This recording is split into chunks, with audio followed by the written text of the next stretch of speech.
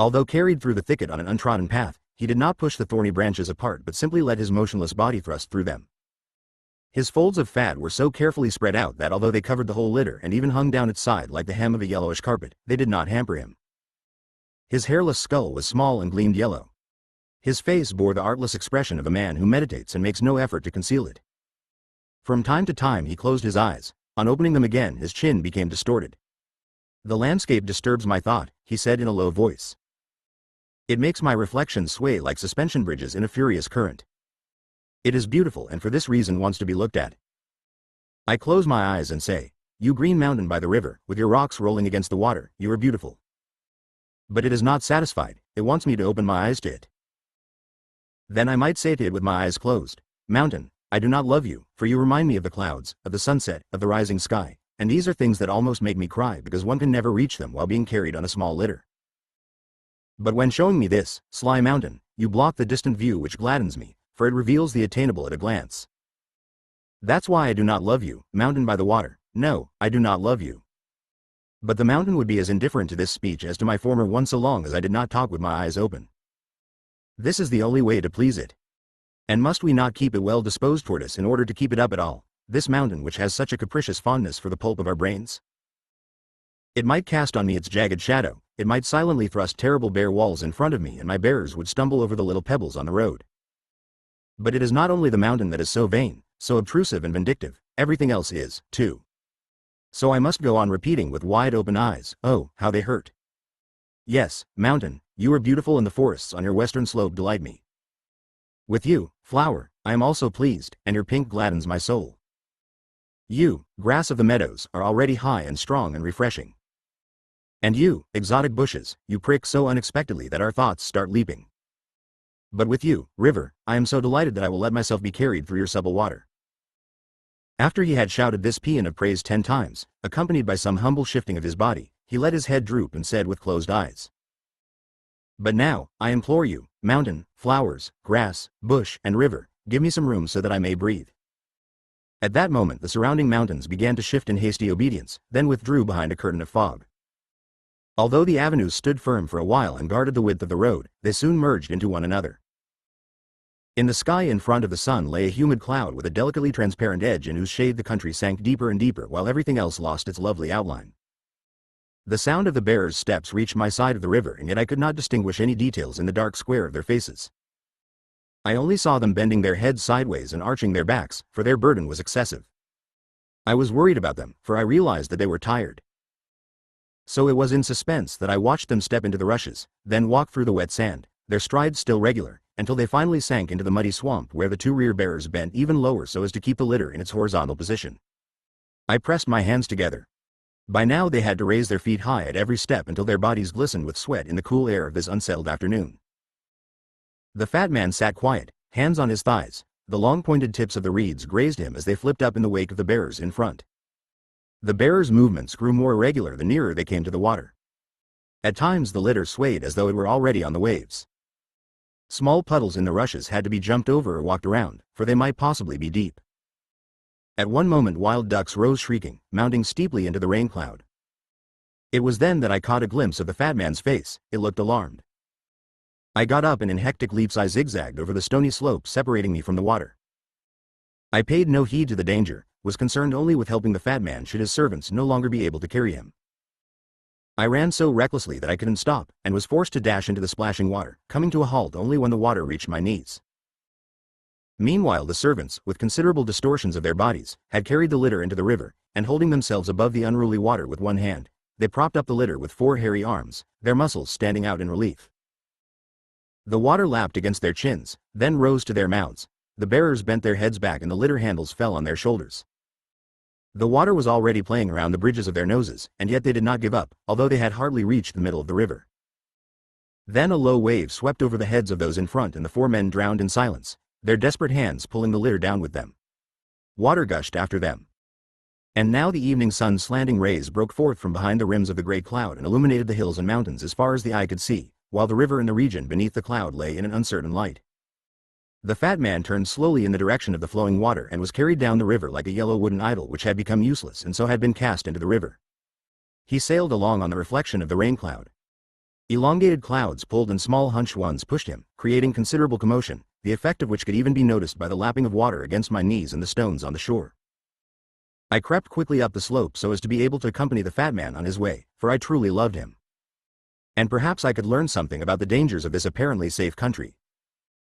So I walked along a strip of sand to the narrowness of which one had to grow accustomed, hands in my pockets and my face turned at right angles to the river so that my chin rested almost on my shoulder. Swallows sat on the stones by the shore. The fat man said, "Dear sir on the shore, don't try to rescue me. This is the water's and the wind's revenge, now I am lost." Yes, revenge it is, for how often have we attacked them, I and my friend the supplicant, amidst the singing of our swords, the flash of cymbals, the great splendor of trumpets, and the leaping blaze of drums. A tiny mosquito with stretched wings flew straight through his belly without losing its speed. The fat man continued. Beginning of a conversation with the supplicant. There was a time when I went to a church day after day, for a girl I was in love with used to kneel there in prayer for half an hour every evening, which enabled me to watch her at my leisure. Once when the girl failed to appear and in dismay I was watching the other people praying, my eye was caught by a young man who had flung his long emaciated figure on the ground. From time to time he clutched his skull with all his strength and, moaning loudly, beat it in the palms of his hands on the stone floor.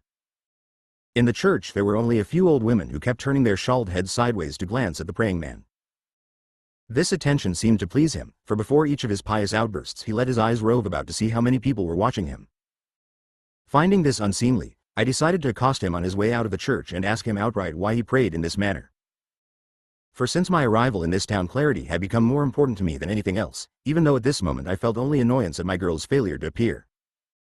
Yet an hour passed before he stood up, brushed his trousers for such a long time that I felt like shouting, "Enough, enough. We can all see that you have trousers on," crossed himself carefully, and with the lumbering gait of a sailor walked to the font of holy water. I placed myself between the font and the door, determined not to let him pass without an explanation. I screwed up my mouth, this being the best preparation for resolute speech, and supported myself by standing on my right leg while resting the left one on its toes, for this position, as I have often experienced, gives me a sense of stability. Now it is possible that this young man had already caught sight of me while sprinkling his face with holy water. Perhaps my stare had alarmed him even earlier, for he now quite unexpectedly rushed to the door and out. I involuntarily jumped to stop him. The glass door slammed.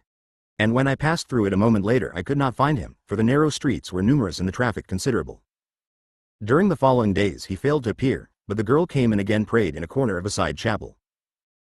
She wore a black dress with a transparent lace yoke, the crescent of her chemise could be seen through it, from the lower edge of which the silk hung down in a finely cut frill. And now that the girl had returned I was glad to forget about the young man, ignoring him even when he continued to appear regularly and to pray in his usual fashion. Yet he always passed me by in sudden haste, his face averted. While praying, on the other hand, he kept glancing at me.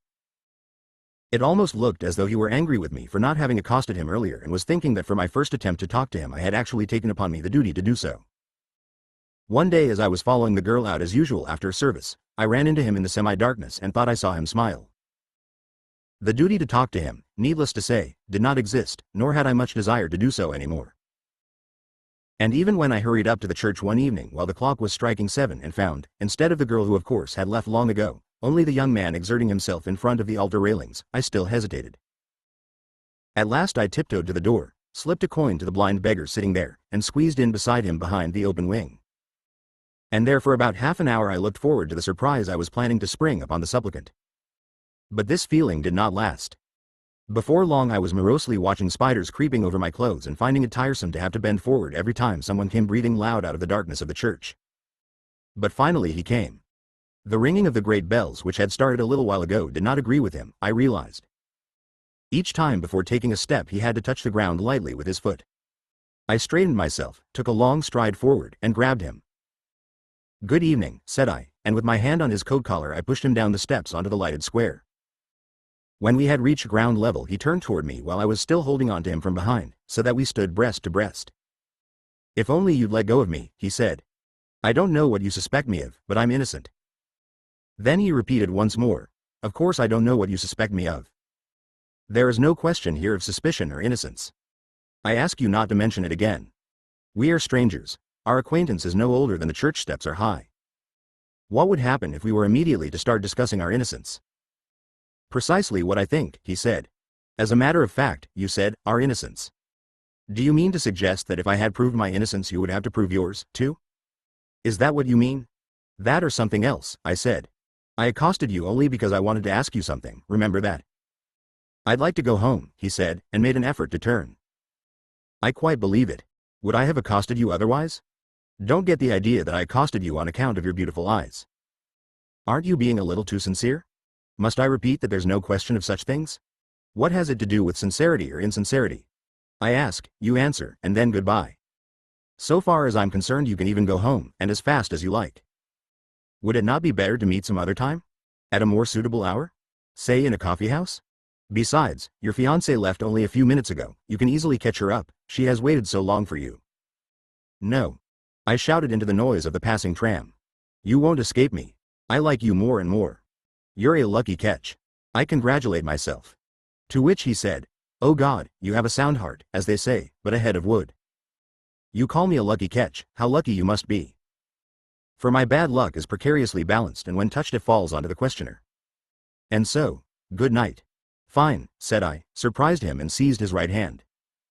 If you don't answer of your own accord, I'll force you. I'll follow you wherever you go, right or left, even up the stairs to your room, and in your room I'll sit down, wherever there's space. Go on then, keep staring at me, I can stand it. But how? I stepped up close and because he was a head taller I spoke into his throat, how are you going to summon up the courage to stop me? Whereupon, stepping back, he kissed my hands in turn, and wet them with his tears. One cannot deny you anything. Just as you knew I want to go home, I knew even earlier that I cannot deny you anything. All I ask is that we go over there into the side street. I nodded and we went over. When a carriage separated us and I was left behind, he beckoned to me with both hands, to make me hurry. But once there, not satisfied with the darkness of the street where the lamps were widely separated from one another and almost as high as the first floor, he led me into the low hallway of an old house and under a small lamp which hung dripping in front of the wooden stairs. Spreading his handkerchief over the hollow in a worn step, he invited me to be seated. It's easier for you to ask questions sitting down. I'll remain standing, it's easier for me to answer. But don't torment me. I sat down because he took it all so seriously, but nevertheless felt I had to say. You've led me to this hole as though we are conspirators, whereas I am bound to you simply by curiosity, you to me by fear. Actually, all I want to ask is why you pray like that in church. The way you carry on there. Like an utter fool. How ridiculous it all is, how unpleasant for the onlookers, how intolerable for the devout. He had pressed his body against the wall, only his head moved slowly in space. You're wrong. The devout consider my behavior natural, the others consider it devout. My annoyance proves you're mistaken. Your annoyance, assuming it's real, only proves that you belong neither to the devout nor to the others. You're right. I was exaggerating when I said your behavior annoyed me. No, it aroused my curiosity as I stated correctly at first. But you, to which group do you belong? Oh, I just get fun out of people watching me, out of occasionally casting a shadow on the altar, so to speak. Fun? I asked, making a face. No, if you want to know. Don't be angry with me for expressing it wrongly. It's not fun, for me it's a need to let myself be nailed down for a brief hour by those eyes, while the whole town around me. The things you say. I cried far too loud for the insignificant remark in the low hallway, but I was afraid of falling silent or of lowering my voice. Really, the things you say. Now I realize, by God, that I guessed from the very beginning the state you were in. Isn't it something like a fever, a seasickness on land, a kind of leprosy? Don't you feel it's this very feverishness that is preventing you from being properly satisfied with the real names of things, and that now, in your frantic haste, you're just pelting them with any old names? You can't do it fast enough. But hardly have you run away from them when you've forgotten the names you gave them. The poplar in the fields, which you've called the Tower of Babel, because you didn't want to know it was a poplar, sways again without a name, so you have to call it Noah in his cups. He interrupted me. I'm glad I haven't understood a word you've been saying.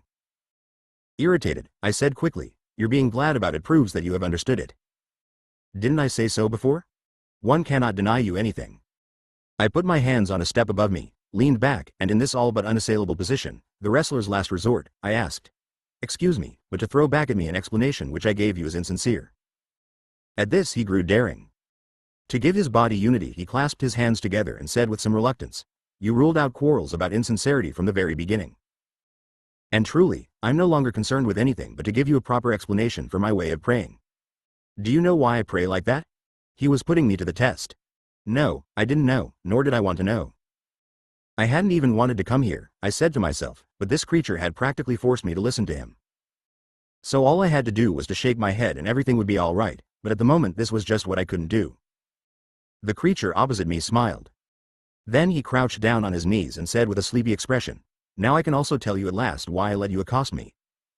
Out of curiosity, from hope. Your stare has been comforting me for a long time. And I hope to learn from you how things really are. Why it is that around me things sink away like fallen snow, whereas for other people even a little liqueur glass stands on the table steady as a statue." As I remained silent and only an involuntary twitching passed over my face, he asked, "So you don't believe this happens to other people? You really don't? Just listen, then. When as a child I opened my eyes after a brief afternoon nap, still not quite sure I was alive, I heard my mother up on the balcony asking in a natural tone of voice, 'What are you doing, my dear? Goodness, isn't it hot?' From the garden a woman answered, 'Me, I'm having my tea on the lawn.' They spoke casually and not very distinctly, as though this woman had expected the question, my mother the answer. Feeling that this required an answer, I put my hand in the hip pocket of my trousers as though I were looking for something. Actually, I wasn't looking for anything, I just wished to change my appearance in order to show interest in the conversation. Finally I said I thought this a most remarkable incident and that I couldn't make head or tail of it. I also added that I didn't believe it was true and that it must have been invented for a special reason whose purpose wasn't clear to me just now. Then I closed my eyes so as to shut out the bad light. Well, isn't that encouraging? For once you agree with me, and you accosted me to tell me that out of sheer unselfishness. I lose one hope and acquire another. Why, after all, should I feel ashamed of not walking upright and taking normal steps, of not tapping the pavement with my stick, and not touching the clothes of the people who pass noisily by? Am I not rather entitled to complain bitterly at having to skip along the houses like a shadow without a clear outline, sometimes disappearing in the panes of the shop windows? Oh, what dreadful days I have to live through. Why is everything so badly built that high houses collapse every now and again for no apparent reason? On these occasions I clamber over the rubble, asking everyone I meet, how could this have happened? In our town, a new house, how many does that make today? Just think of it. And no one can give me an answer. Frequently people fall in the street and lie there dead. Whereupon all the shop people open their doors laden with wares, hurry busily out, cart the dead into a house, come out again all smiles, then the chatter begins. Good morning, it's a dull day. I'm selling any amount of kerchiefs, ah yes, the war. I rush into the house, and after raising my hand several times timidly with my finger crooked, I finally knock on the janitor's little window. Good morning, I say, I understand a dead man was carried in here just now. Would you be kind enough to let me see him? And when he shakes his head as though unable to make up his mind, I add, take care, I'm a member of the secret police and insist on seeing the dead man at once. Now he is no longer undecided. Out with you, he shouts. This riffraff is getting in the habit of snooping about here every day. There's no dead man here. Maybe next door. I raise my hat and go. But then, on having to cross a large square, I forget everything. If people must build such huge squares from sheer wantonness, why don't they build a balustrade across them as well? Today there's a southwest wind blowing. The spire of the town hall is moving in little circles. All the window panes are rattling, and the lampposts are bending like bamboos. The Virgin Mary's cloak is coiling around her pillar and the wind is tugging at it. Does no one notice this? The ladies and gentlemen who should be walking on the pavement are floating.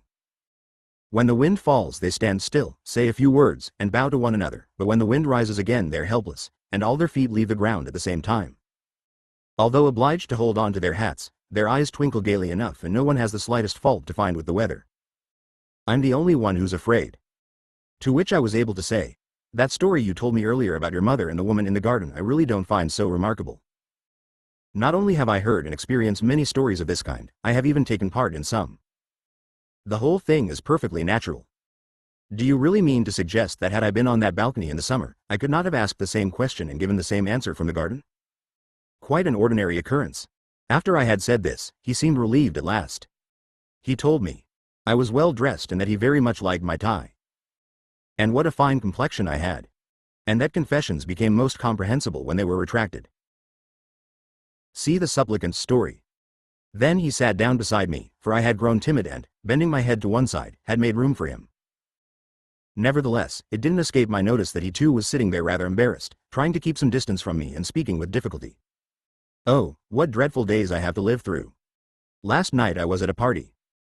I was just bowing to a young lady in the gaslight and saying, I'm so glad winter's approaching, I was just bowing with these words when to my annoyance I noticed that my right thigh had slipped out of joint. The kneecap had also become a little loose. So I sat down, and as I always try to keep control over my sentences, I said, "For Winter's much less of an effort. It's easier to comport oneself. One doesn't have to take so much trouble with one's words. Don't you agree, Fräulein? I do hope I'm right about this." My right leg was now giving me a lot of trouble. At first it seemed to have fallen apart completely, and only gradually did I manage to get it more or less back into shape by manipulation and careful rearrangement.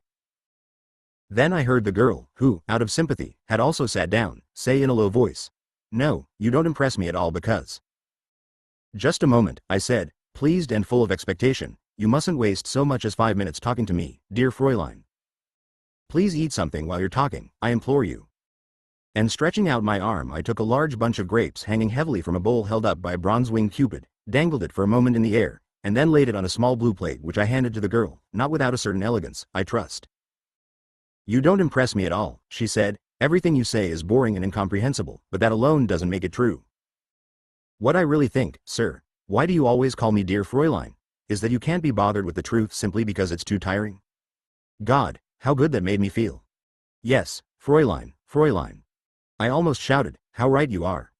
Dear Fräulein, if you only knew what a wild joy it is to find oneself so well understood, and without having made any effort.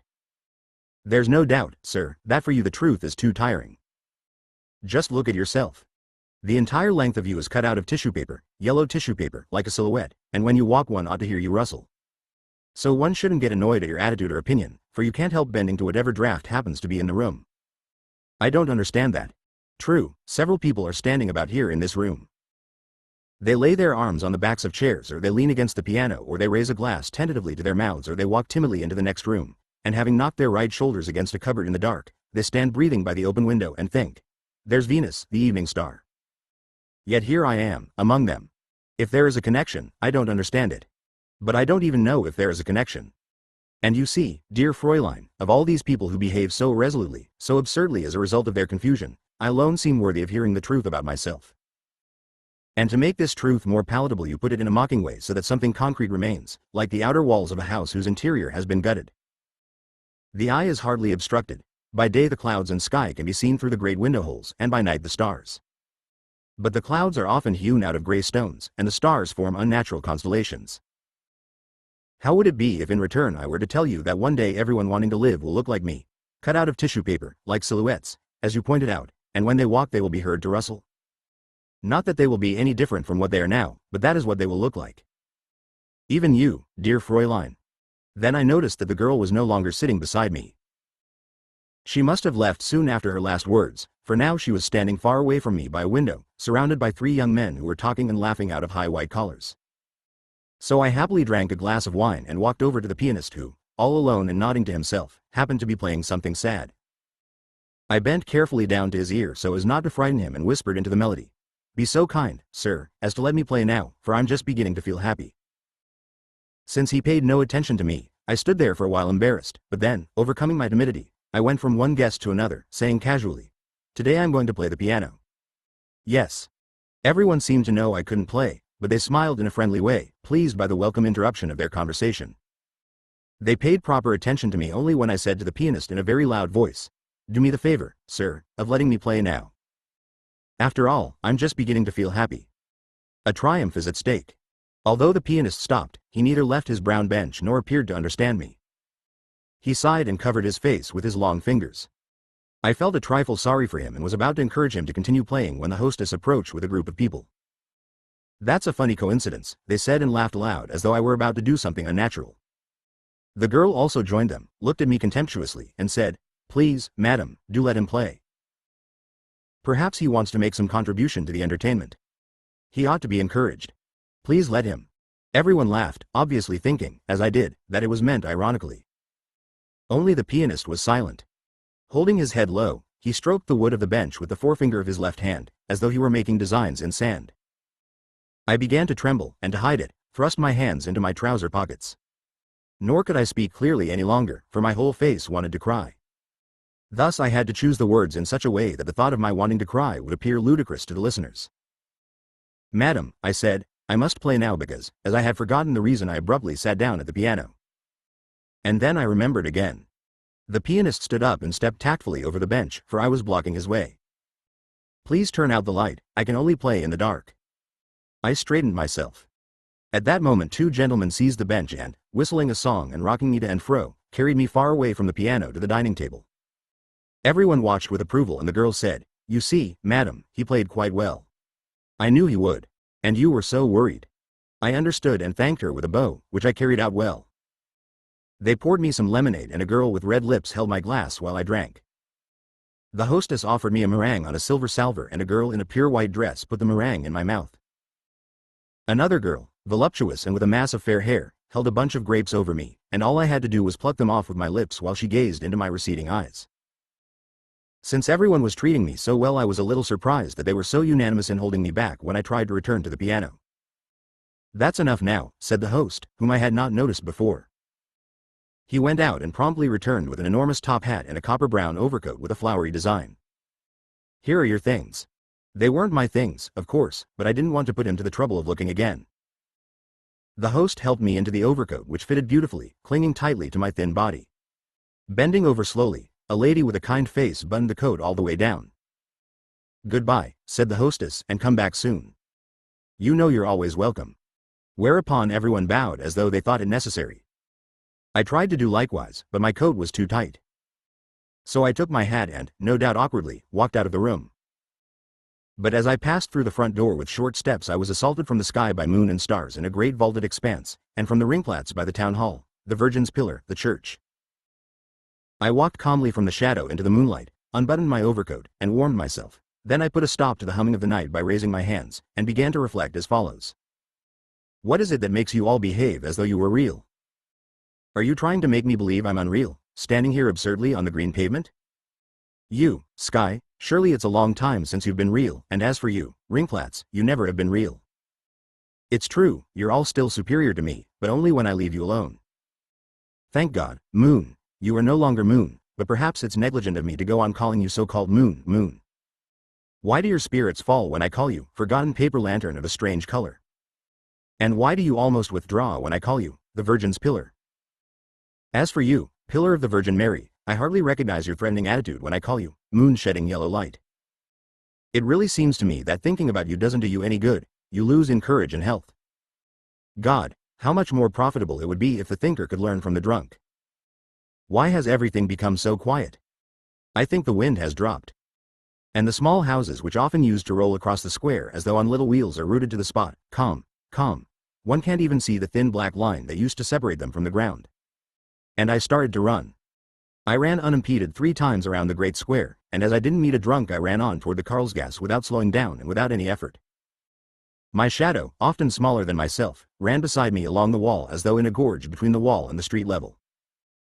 As I passed the fire station I heard a noise coming from the Kleiner Ring, and as I turned into it I saw a drunk standing by the iron railing of the fountain, his arms held out sideways and his feet in wooden shoes stamping the ground. Stopping to get my breath, I went up to him, raised my top hat, and introduced myself. Good evening, gentle nobleman, I am 23 years of age, but as yet I have no name. But you, no doubt, hail from the great city of Paris, bearing extraordinary, well-nigh singable names. You are surrounded by the quite unnatural odor of the dissolute court of France. No doubt your tinted eyes have beheld those great ladies standing on the high shining terrace, ironically twisting their narrow waists while the ends of their decorated trains, spread over the steps, are still lying on the sand in the garden. And surely, menservants in daringly cut grey tailcoats and white knee breeches climb tall poles, their legs hugging them but their torsos frequently bent back into the side, for they have to raise enormous grey linen sheets off the ground with thick ropes and spread them in the air, because the great lady has expressed the wish for a misty morning. When he belched I felt almost frightened. Is it really true, sir, I said, that you hail from our Paris, from that tempestuous Paris, from that luxuriant hailstorm? When he belched again, I said with embarrassment, I know, a great honor is being bestowed upon me. And with nimble fingers I buttoned up my overcoat, then with ardor and yet timidly I said, I know you do not consider me worthy of an answer, but if I did not ask you today my life would be spent in weeping. I ask you, much bespangled sir, is it true what I have been told? Are there people in Paris who consist only of sumptuous dresses, and are there houses that are only portals, and is it true that on summer days the sky over the city is a fleeting blue embellished only by little white clouds glued onto it, all in the shape of hearts? And have they a highly popular panopticon there containing nothing but trees to which small plaques are fastened bearing the names of the most famous heroes, criminals, and lovers. And then this other piece of news. This clearly fabricated news. These Paris streets, for instance, they suddenly branch off, don't they? They're turbulent, aren't they? Things are not always as they should be. How could they be, after all? Sometimes there's an accident. People gather together from the side streets with that urban stride that hardly touches the pavement. They're all filled with curiosity, but also with fear of disappointment. They breathe fast and stretch out their little heads. But when they touch one another they bow low and apologize. I'm awfully sorry, I didn't mean it. There's such a crowd. Forgive me. I beg you. It was most clumsy of me, I admit. My name's Jerome Farache. I'm a grocer in the Rue de Cabotin. Allow me to invite you to lunch tomorrow. My wife would also be delighted. So they go on talking while the street lies numb and the smoke from the chimneys falls between the houses. That's how it is. But it might happen that two carriages stop on a crowded boulevard of a distinguished neighborhood. Serious-looking menservants open the doors. 8 elegant Siberian wolfhounds come prancing out and jump barking across the boulevard. And it's said that they are young Parisian dandies in disguise. His eyes were almost shut. When I fell silent, he stuck both hands in his mouth and tore at his lower jaw. His clothes were covered with dirt. Perhaps he had been thrown out of some tavern and hadn't yet realized it. Perhaps it was that short quiet lull between night and day when our heads loll back unexpectedly, when everything stands still without our knowing it, since we are not looking at it, and then disappears. We remain alone, our bodies bent, then look around but no longer see anything, nor even feel any resistance in the air, yet inwardly we cling to the memory that at a certain distance from us stand houses with roofs and with fortunately angular chimneys down which the darkness flows through garrets into various rooms. And it is fortunate that tomorrow will be a day on which, unlikely as it may seem, one will be able to see everything. Now the drunk jerked up his eyebrows so that a brightness appeared between them and his eyes, and he explained in fits and starts. It's like this, you see, I'm sleepy, you see, so that's why I'm going to sleep. You see, I've a brother-in-law on the Wenzelsplatz, that's where I'm going, for I live there, for that's where I have my bed, so I'll be off. But I don't know his name, you see, or where he lives, seems I've forgotten, but never mind, for I don't even know if I have a brother-in-law at all. But I'll be off now, you see. Do you think I'll find him? To which, without thinking, I said, that's certain. But you're coming from abroad and your servants don't happen to be with you. Allow me to show you the way. He didn't answer. So I offered him my arm, to give him some support.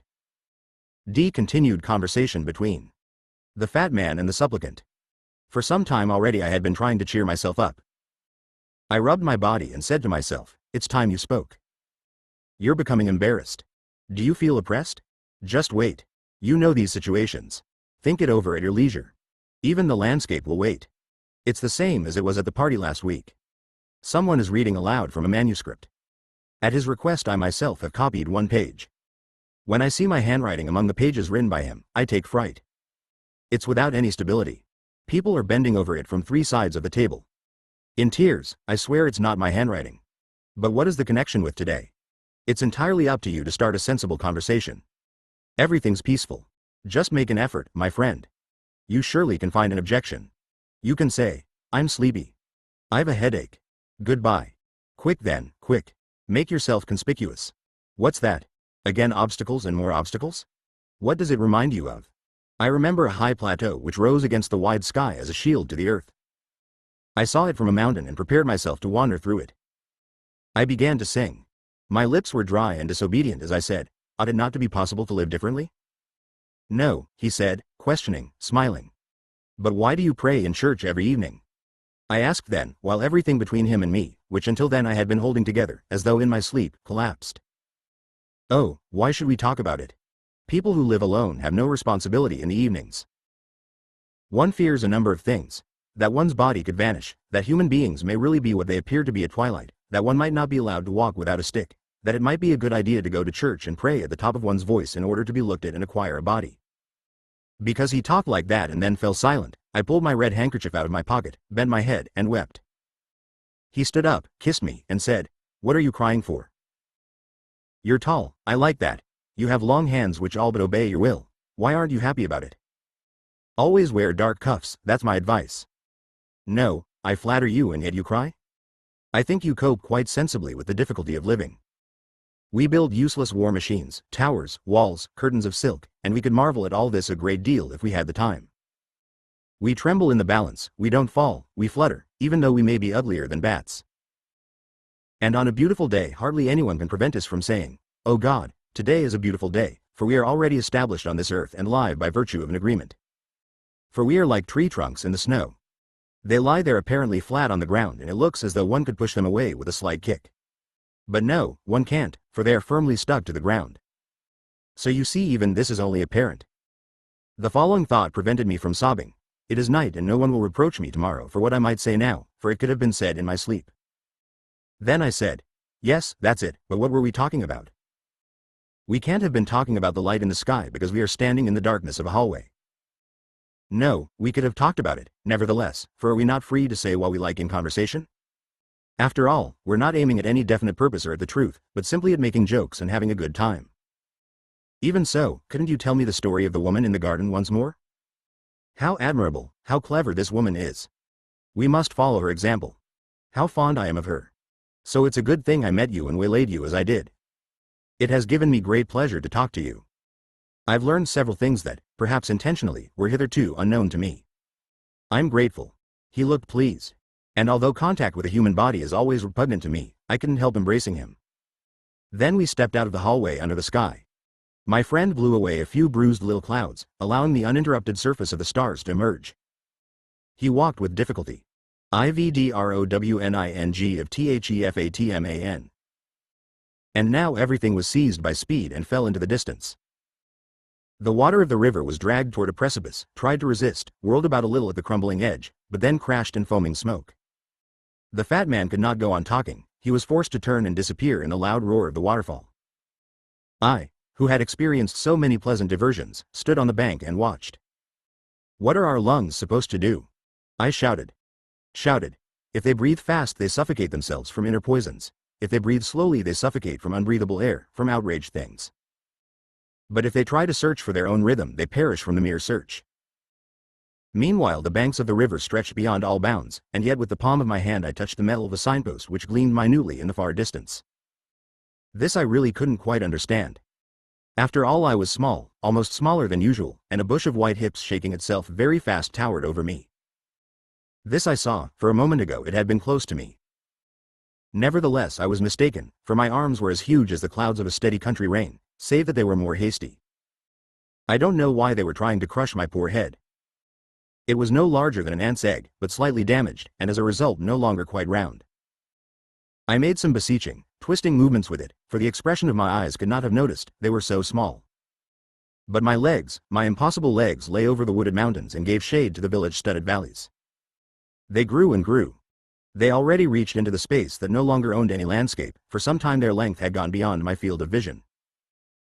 But no, it isn't like that. After all, I'm small for the time being. I'm rolling, I'm an avalanche in the mountains.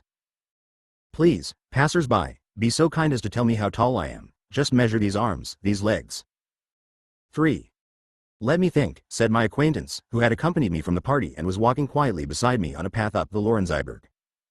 "Just stand still a moment so that I can get it clear. I have something to settle, you know. It's all such a strain. The night is radiant, though rather cold, but this discontented wind, it sometimes even seems to change the position of those acacias." The moon made the gardener's house cast a shadow over the slightly humped path on which lay scanty patches of snow. When I saw the bench that stood beside the door, I pointed at it with a raised finger, and as I was not brave and expected reproaches I laid my left hand on my chest. He sat down wearily, disregarding his beautiful clothes, and astonished me by pressing his elbows against his hips and laying his forehead on the tips of his overstretched fingers. "Yes, now I want to say this. You know, I live a regular life. No fault can be found with it, everything I do is considered correct and generally approved. Misfortune, as it is known in the society I frequent, has not spared me, as my surroundings and I have realized with satisfaction, and even the general good fortune has not failed me, and I myself have been able to talk about it in a small circle of friends. True, until now I had never been really in love. I regretted it occasionally, but used the phrase when I needed it. And now I must confess, yes, I am in love and quite beside myself with excitement. I am an ardent lover, just what the girls dream of. But ought I not to have considered that just this former lack of mine gave an exceptional and gay, and especially gay, twist to my circumstances? Calm yourself, I said without interest, thinking only of myself. Your loved one is beautiful, as I couldn't help hearing. Yes, she is beautiful. While sitting next to her, all I could think was, what an adventure, am I not daring? There I go embarking on a sea voyage, drinking wine by the gallon. But when she laughs she doesn't show her teeth as one would expect. Instead, all one sees is the dark, narrow, curved opening of the mouth. Now this looks sly and senile, even though she throws back her head while laughing. I can't deny that, I said, sighing. I've probably seen it, too, for it must be conspicuous. But it's not only that. It's the beauty of girls altogether.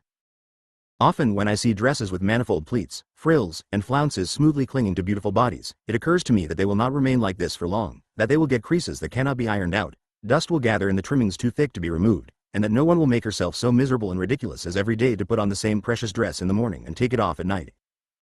And yet I see girls who are beautiful enough, displaying all kinds of attractive muscles and little bones and smooth skin and masses of fine hair, and who appear every day in the same natural fancy dress, always laying the same face in the same palm and letting it be reflected in the mirror. Only sometimes at night, on returning late from a party, this face stares out at them from the mirror, worn out, swollen, already seen by too many people, hardly worth wearing anymore. I've asked you several times on our walk whether you found my girl beautiful, but you always turned away without answering. Tell me, are you up to some mischief? Why don't you comfort me? I dug my feet into the shadow and said kindly, you don't need to be comforted. After all, you're being loved. To avoid catching cold I held over my mouth a handkerchief with a design of blue grapes. Now he turned toward me and leaned his fat face against the low back of the bench. Actually, I've still time, you know. I can still end this budding love affair at once, either by committing some misdeed, by unfaithfulness, or by going off to some distant land. For I've grave doubts about whether I should let myself in for all this excitement. Nothing is certain, no one can tell the direction or the duration for sure. If I go into a tavern with the intention of getting drunk, I know I'll be drunk that evening. But in this case, in a week's time we're planning to go on an excursion with some friends. Imagine the storm this will create in the heart for the next fortnight. Last night's kisses made me sleepy and prepare the way for savage dreams. I fight this by going for a walk at night, with the result that I'm in a permanent state of turmoil. My face goes hot and cold as though blown about by the wind. I have to keep fingering a pink ribbon in my pocket all the time. I'm filled with the gravest apprehensions about myself which I cannot follow up, and I can even stand your company, sir, whereas normally I would never spend so much time talking to you. I was feeling very cold and the sky was already turning a whitish color. I'm afraid no misdeed, no unfaithfulness or departure to some distant land will be of any avail. You'll have to kill yourself, I said, adding a smile. Opposite us on the other side of the avenue stood two bushes, and down below these bushes was the town. There were still a few lights on. All right, he cried, and hit the bench with his little tight fist which, however, he left lying there. But you go on living. You don't kill yourself. No one loves you. You don't achieve anything. You can't cope with the next moment. Yet you dare to talk to me like that, you brute. You're incapable of loving, only fear excites you. Just take a look at my chest. Whereupon he quickly opened his overcoat and waistcoat and his shirt. His chest was indeed broad and beautiful. Yes, such obstinate moods come over one sometimes, I began to say. This summer I was in a village which lay by a river. I remember it well. I frequently sat on a bench by the shore in a twisted position. There was a hotel, and one often heard the sound of violins. Young healthy people sat in the garden at tables with beer and talked of hunting and adventures. And on the other shore were cloud-like mountains. Then, with a limp, distorted mouth, I got up, stepped onto the lawn behind the bench, broke a few snow-covered twigs, and whispered into my acquaintance's ear. I'm engaged, I confess it. My acquaintance wasn't surprised that I had got up. You're engaged? He sat there really quite exhausted, supported only by the back of the bench. Then he took off his hat and I saw his hair which, scented and beautifully combed, set off the round head on a fleshy neck in a sharp curving line, as was the fashion that winter. I was pleased to have answered him so cleverly. Just think, I said to myself, how he moves in society with flexible neck and free swinging arms. Keeping up an intelligent conversation, he can steer a lady right through a drawing room, and the fact that it's raining outside, that some timid man is standing about or some other wretched thing is happening, does not make him nervous. No, he goes on bowing with the same courtesy to the ladies. And there he sits now. My acquaintance mopped his brow with a batiste handkerchief. Please put your hand on my forehead, he said. I beg you. When I didn't do so at once, he folded his hands. As though our sorrow had darkened everything, we sat high up on the mountain as in a small room, although a little earlier we had already noticed the light and the wind of the morning. We sat close together in spite of not liking one another at all, but we couldn't move far apart because the walls were firmly and definitely drawn. We could, however, behave absurdly and without human dignity, for we didn't have to be ashamed in the presence of the branches above us and the trees standing opposite us. Then, without further ado, my acquaintance pulled a knife out of his pocket, opened it thoughtfully, and then, as though he were playing, he plunged it into his left upper arm, and didn't withdraw it. Blood promptly began to flow. His round cheeks grew pale. I pulled out the knife, cut up the sleeve of his overcoat and jacket, tore his shirt sleeve open. Then I ran a little way up and down the road to see if there was anyone who could help. All the branches were almost exaggeratedly visible and motionless. I sucked a little at the deep wound. Then I remembered the gardener's cottage. I ran up the steps leading to the upper lawn on the left side of the house, quickly examined the windows and doors, rang the bell furiously, and stamped my feet, although I knew all the time that the house was uninhabited. Then I looked at the wound, which was bleeding in a thin trickle. Having wetted his handkerchief in snow, I tied it clumsily around his arm. "My dear, dear friend," said I, "you've wounded yourself for my sake. You're in such a good position, you're surrounded by well-meaning friends, you can go for a walk in broad daylight when any number of carefully dressed people can be seen far and near among tables or on mountain paths. Just think, in the spring we'll drive into the orchard. No, not we, that's unfortunately true, but you with your Annie will drive out at a happy trot. Oh yes, believe me, I beg you, and the sun will show you off to everyone at your best. Oh, there'll be music, the sound of horses from afar, no need to worry, there'll be shouting and barrel organs will be playing in the avenues." "Oh God," he said, stood up, leaned on me, and we went on. "Oh God, that won't help. That won't make me happy. Excuse me. Is it late? Perhaps I ought to do something in the morning. Oh God." A lantern was burning close to the wall above. It threw the shadows of the tree trunks across the road and the white snow, while on the slope the shadows of all the branches lay bent, as though broken. Translated by Tanya and James Stern. Wedding preparations in the country. When Eduard Rabin, coming along the passage, walked into the open doorway, he saw that it was raining. It was not raining much. On the pavement straight in front of him there were many people walking in various rhythms. Every now and again one would step forward and cross the road. A little girl was holding a tired puppy in her outstretched hands. Two gentlemen were exchanging information. The one held his hands palm upward, raising and lowering them in regular motion, as though he were balancing a load. Then one caught sight of a lady whose hat was heavily laden with ribbons, buckles, and flowers. And hurrying past was a young man with a thin walking stick, his left hand, as though paralyzed, flat on his chest. Now and then there came men who were smoking, bearing small upright elongated clouds along ahead of them. Three gentlemen, two holding lightweight overcoats on their crooked forearms, several times walked forward from the front of the buildings to the edge of the pavement, surveyed what was going on there, and then withdrew again, talking. Through the gaps between the passers-by one could see the regularly laid stones of the carriageway. Their carriages on delicate high wheels were drawn along by horses with arched necks. The people who sat at ease on the upholstered seats gazed silently at the pedestrians, the shops, the balconies, and the sky. If it happened that one carriage overtook another, then the horses would press against each other, and the harness straps hung dangling. The animals tugged at the shafts, the carriage bowled along, swaying as it gathered speed, until the swerve around the carriage ahead was completed and the horses moved apart again, only their narrow quiet heads inclined toward each other.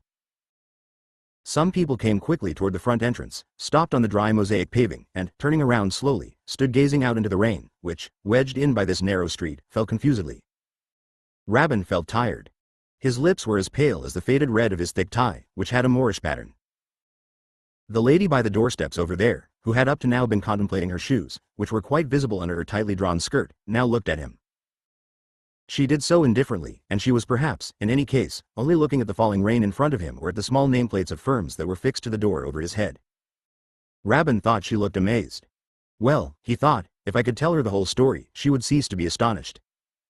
One works so feverishly at the office that afterwards one is too tired even to enjoy one's holidays properly.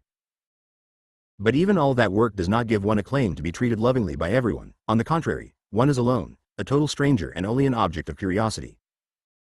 And so long as you say, one, instead of, I, there's nothing in it and one can easily tell the story. But as soon as you admit to yourself that it is you yourself, you feel as though transfixed and are horrified. He put down the suitcase with the checkered cloth cover, bending his knees in doing so. The rainwater was already running along the edge of the carriageway in streaks that almost extended to the lower-lying gutters. But if I myself distinguish between one and I, how then dare I complain about the others? Probably they're not unjust, but I'm too tired to take it all in. I'm even too tired to walk all the way to the station without an effort, and it's only a short distance. So why don't I remain in town over these short holidays in order to recuperate? How unreasonable I'm being. The journey will make me ill, I know that quite well. My room won't be comfortable enough, it can't be otherwise in the country. And we're hardly in the first half of June, the air in the country is often still very cool. Of course, I've taken precautions in my clothing, but I shall have to join with people who go for walks late in the evening. There are ponds there, one will go for a walk the length of those ponds. That is where I'm sure to catch cold. On the other hand, I shall make but little showing in conversation. I shan't be able to compare the pond with other ponds in some remote country, for I've never traveled, and talking about the moon and feeling bliss and rapturously climbing up on heaps of rubble is, after all, something I'm too old to do without being laughed to scorn. People were going past with slightly bent heads, above which they carried their dark umbrellas in a loose grip. A dray also went by. On the driver's seat, which was stuffed with straw, sat a man whose legs were stretched out so negligently that one foot was almost touching the ground, while the other rested safely on straw and rags. It looked as though he were sitting in a field in fine weather. Yet he was holding the reins attentively so that the dray, on which iron bars were clanging against one another, made its way safely through the dense traffic. On the wet surface of the road one could see the reflection of the iron meanderingly and slowly gliding from one row of cobbles to the next. The little boy beside the lady opposite was dressed like an old vintner. His pleated dress formed a great circle at the hem and was only held in, almost under the very armpits, by a leather strap. His hemispherical cap came down to his eyebrows, and a tassel hung down from the top as far as his left ear. He was pleased by the rain. He ran out of the doorway and looked up wide-eyed into the sky in order to catch more of the rain. Often he jumped high into the air so that the water splashed a great deal and passers-by admonished him severely. Then the lady called him and henceforth held him by the hand, yet he did not cry. Rabin started. Had it not grown late? Since he wore his topcoat and jacket open, he quickly pulled out his watch. It was not going. Irritably he asked a neighbor, who was standing a little farther back in the entrance, what the time was. This man was in conversation, and while still laughing together with his companion, said, "Certainly. Past 4 o'clock," and turned away. Rabin quickly put up his umbrella and picked up his suitcase. But when he was about to step into the street, his way was blocked by several women in a hurry, and these he therefore let pass first. In doing so he looked down on a little girl's hat, which was made of plaited red straw and had a little green wreath on the wavy brim. He went on remembering this even when he was in the street, which went slightly uphill in the direction he wished to follow. Then he forgot it, for now he had to exert himself a little. His small suitcase was none too light, and the wind was blowing straight against him, making his coat flutter and bending the front spokes of his umbrella. He had to breathe more deeply. A clock in a nearby square down below struck 5:15. Under the umbrella he saw the light short steps of the people coming toward him. Carriage wheels squeaked with the brakes on, turning more slowly. The horses stretched their thin forelegs, daring a chamois in the mountains. Then it seemed to Rabin that he would get through the long bad time of the next fortnight, too. For it was only a fortnight, that was to say, a limited period, and even if the annoyances grew ever greater, still, the time during which one had to endure them would be growing shorter and shorter. Thus, undoubtedly courage would increase. All the people who try to torment me, and who have now occupied the entire space around me, will quite gradually be thrust back by the beneficent passage of these days, without my having to help them even in the very least. And, as it will come about quite naturally, I can be weak and quiet and let everything happen to me, and yet everything must turn out well, through the sheer fact of the passing of the days. And besides, can't I do it the way I always used to as a child in matters that were dangerous? I don't even need to go to the country myself, it isn't necessary. I'll send my clothed body. If it staggers out of the door of my room, the staggering will indicate not fear but its nothingness. Nor is it a sign of excitement if it stumbles on the stairs, if it travels into the country, sobbing as it goes, and there eats its supper in tears. For I myself am meanwhile lying in my bed, smoothly covered over with the yellow-brown blanket, exposed to the breeze that is wafted through that seldom aired room. The carriages and people in the street move and walk hesitantly on shining ground, for I am still dreaming. Coachmen and pedestrians are shy, and every step they want to advance they ask as a favor from me, by looking at me. I encourage them and encounter no obstacle. As I lie in bed I assume the shape of a big beetle, a stag beetle or a cockchafer, I think. In front of a shop window, in which, behind a wet glass pane, little hats for men were displayed on small pegs, he stopped and looked in, his lips pursed. Well, my hat will still do for the holidays, he thought and walked on, and if nobody can stand me because of my hat, then all the better. The form of a large beetle, yes. Then I would pretend it was a matter of hibernating, and I would press my little legs to my bulging belly. And I would whisper a few words, instructions to my sad body, which stands close beside me, bent. Soon I shall have done. It bows, it goes swiftly, and it will manage everything efficiently while I rest. He came to a domed arch at the top of the steep street, leading onto a small square all around which there were many shops, already lit up. In the middle of the square, somewhat obscured by the light around the edge, was a low monument, the seated meditative figure of a man. The people moved across the lights like narrow shutters, and since the puddles spread all the brilliance far and wide, the square seemed ceaselessly changing. Rabin pressed far on into the square, but jerkily, dodging the drifting carriages, jumping from one dry cobble to further dry cobbles, and holding the open umbrella high in his hand in order to see everything all around. Finally, by a lamppost, a place where the electric tram stopped, which was set up on a small square concrete base, he halted. But they're expecting me in the country. Won't they be wondering about me by this time? Still, I haven't written to her all the week she's been in the country, until this morning. So they'll end up by imagining that even my appearance is quite different. They may be thinking that I burst forward when I address a person, yet that isn't my way at all, or that I embrace people when I arrive, and that's something I don't do either. I shall make them angry if I try to pacify them. Oh, if I could only make them thoroughly angry in the attempt to pacify them. At that moment an open carriage drove past, not quickly. Behind its two lighted lamps 2 ladies could be seen sitting on dark leather seats. One was leaning back, her face hidden by a veil and the shadow of her hat. But the other lady was sitting bolt upright. Her hat was small, it was edged with thin feathers. Everyone could see her. Her lower lip was drawn slightly into her mouth. As soon as the carriage had passed Rabin, some bar blocked the view of the near horse drawing the carriage. Then some coachman, wearing a big top hat, on an unusually high box, was moved across in front of the ladies. This was now much farther on. Then their carriage drove around the corner of a small house that now became strikingly noticeable, and disappeared from sight. Rabin followed it with his gaze, his head lowered, resting the handle of his umbrella on his shoulder in order to see better. He had put his right thumb into his mouth and was rubbing his teeth on it. His suitcase lay beside him, one of its sides on the ground. Carriages hastened from street to street across the square. The horses' bodies flew along horizontally as though they were being flung through the air, but the nodding of the head and the neck revealed the rhythm and effort of the movement.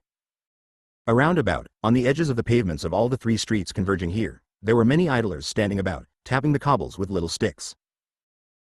Among the groups they formed there were little towers in which girls were pouring out lemonade, then heavy street clocks on thin bars, then men wearing before and behind them big placards announcing entertainments in multicolored letters, then messengers.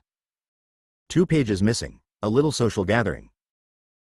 2 elegant private carriages, driving diagonally across the square into the street leading downhill, got in the way of some gentlemen from this party, but after the second carriage, even after the first they had timidly tried to do so, these gentlemen formed into a group again with the others, with whom they then stepped onto the pavement in a long cavalcade and pushed their way through the door of a café, overwhelmed by the light of the incandescent lamps hanging over the entrance. Electric tramcars moved past, huge and very close. Others, vaguely visible, stood motionless far away in the streets. How bent she is, Rabin thought when he looked at the photograph now. She's never really upright and perhaps her back is round. I shall have to pay much attention to this. And her mouth is so wide, and here, beyond doubt, the lower lip protrudes. Yes, now I remember that too. And what a dress. Of course, I don't know anything about clothes, but these very tight sewn sleeves are ugly, I am sure, they look like bandages. And the hat, the brim at every point turned up from the face in a different curve. But her eyes are beautiful, they're brown, if I'm not mistaken. Everyone says her eyes are beautiful. Now an electric tramcar stopped in front of Rabin and many people around him pushed toward the steps, with slightly open, pointed umbrellas, which they held upright with their hands pressed to their shoulders. Rabin, who was holding his suitcase under his arm, was dragged off the pavement and stepped hard into an unseen puddle. Inside the tram a child knelt on a seat, pressing the tips of all its fingers to its lips as though it were saying goodbye to someone going away. Some passengers got out and had to walk a few paces along the tram in order to work their way out of the crowd. Then a lady climbed onto the first step, her long skirt, which she hitched up with both hands, stretched tightly around her legs. A gentleman held onto a brass rod and, with lifted head, recounted something to the lady. All the people who wanted to get in were impatient. The conductor shouted. Rabin, who now stood on the edge of the waiting group, turned around, for someone had called out his name. Ah, Lement, he said slowly and held out to a young man coming toward him the little finger of the hand in which he was holding the umbrella. So this is the bridegroom on his way to his bride. He looks frightfully in love, Lement said and then smiled with his mouth shut. Yes, you must forgive my going today, Rabin said. I wrote to you this afternoon, anyway. I should, of course, have liked very much to travel with you tomorrow, but tomorrow is Saturday, everything will be so crowded, it's a long journey. Oh, that doesn't matter. You did promise, but when one's in love, I shall just have to travel alone. Lemon had set one foot on the pavement and the other on the cobbles, supporting his body now on one leg, now on the other. You were going to get into the tram. There it goes. Come, we'll walk, I'll go with you. There's still plenty of time. Isn't it rather late, please tell me? It's no wonder you're nervous, but you really have got plenty of time. I'm not so nervous, and that's why I've missed Gilliman now. Gilliman? Won't he be staying out there, too? Yes, with his wife. It's next week they mean to go, and that's just why I promised Gilliman I'd meet him today when he leaves the office. He wanted to give me some instructions regarding the furnishing of their house, that's why I was supposed to meet him. But now somehow I'm late, I had some errands to do. And just as I was wondering whether I shouldn't go to their apartment, I saw you, was at first astonished at the suitcase, and spoke to you. But now the evening's too far gone for paying calls, it's fairly impossible to go to Gilliman now. Of course. And so I shall meet people I know there, after all. Not that I have ever seen Frau Gilliman, though. And very beautiful she is. She's fair, and pale now after her illness. She has the most beautiful eyes I've ever seen. Do please tell me, what do beautiful eyes look like? Is it the glance? I've never found eyes beautiful. All right, perhaps I was exaggerating slightly. Still, she's a pretty woman. Through the window pane of a ground-floor cafe, close to the window, gentlemen could be seen sitting, reading and eating, around a three-sided table. One had lowered a newspaper to the table, held a little cup raised, and was looking into the street out of the corners of his eyes. Beyond these window tables all the furniture and equipment in the large restaurant were hidden by the customers, who sat side by side in little circles. 2 pages missing. As it happens, however, it's not such an unpleasant business, is it? Many people would take on such a burden, I think. They came into a fairly dark square, which began on their side of the street, for the opposite side extended farther. On the side of the square along which they were walking, there was an uninterrupted row of houses, from the corners of which two, at first widely distant, rows of houses extended into the indiscernible distance in which they seemed to unite. The pavement was narrow by the houses, which were mostly small, there were no shops to be seen, no carriage passed. An iron post near the end of the street out of which they came had several lamps on it, which were fixed in 2 rings hanging horizontally, one over the other.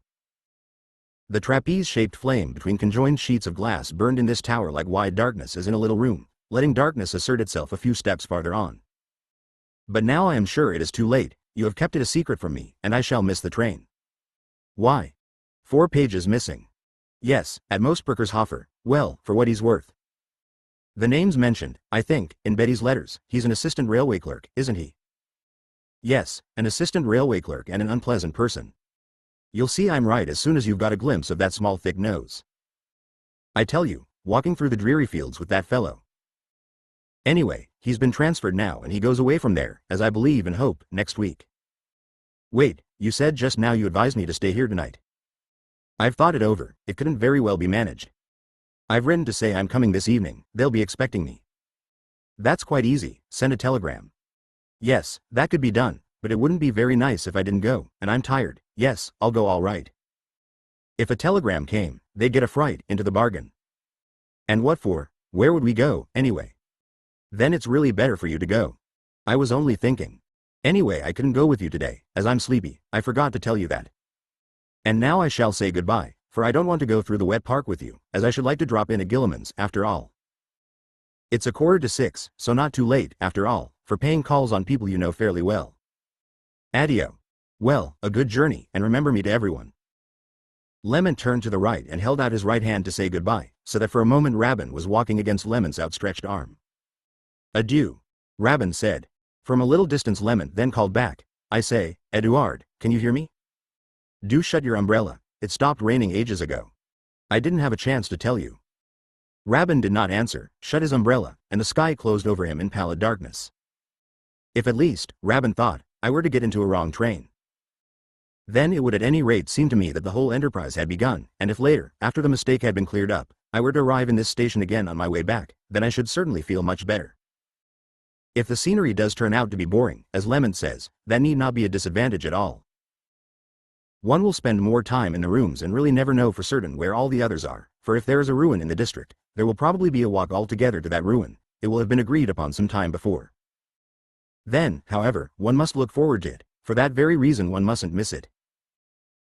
But if there is no such sight to be seen, then there will be no discussion beforehand either, for all will be expected to get together quite easily if suddenly, against all the usual practice, a larger expedition is considered right, for one only has to send the maid into the other's apartments, where they are sitting over a letter or books and are delighted by this news.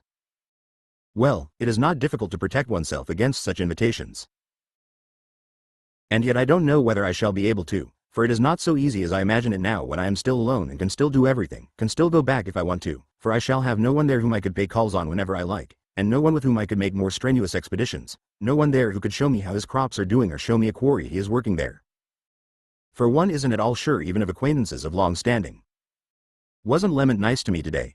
He explained some things to me, didn't he, and described everything as it will appear to me. He came up and spoke to me and then walked with me, in spite of the fact that there was nothing he wanted to find out from me and that he himself still had something else to do. But now all of a sudden he has gone away, and yet I can't have offended him even with a single word. I did refuse to spend the evening in town, but that was only natural, that can't have offended him, for he is a sensible person. The station clock struck, it was 6:15. Rabin stopped because he had palpitations, then he walked quickly along the park pool, went along a narrow, badly lighted path between large shrubs, rushed into an open place with many empty benches leaning against little trees, then went more slowly through an opening in the railings into the street, crossed it, leapt through the station entrance, after a while found the booking office, and had to knock for a while on the iron shutter. Then the booking clerk looked out, said it was really high time, took the bank note, and slammed down on the counter the ticket he had been asked for and the change. Now Rabin tried to count his change quickly, thinking he ought to be getting more, but a porter who was walking nearby hurried him through a glass door onto the platform. There Rabin looked around, while calling out, thank you, to the porter, and since he found no guard, he climbed up the steps of the nearest coach by himself, each time putting the suitcase on the step above and then following himself, supporting himself on his umbrella with one hand, and on the handle of the suitcase with the other. The coach that he entered was brightly illuminated by the great amount of light from the main hall of the station, in which it was standing, in front of many a windowpane. All were shut right up to the top, a hissing arc lamp hung at about eye level, and the many raindrops on the glass were white, often single ones would move. Rabin could hear the noise from the platform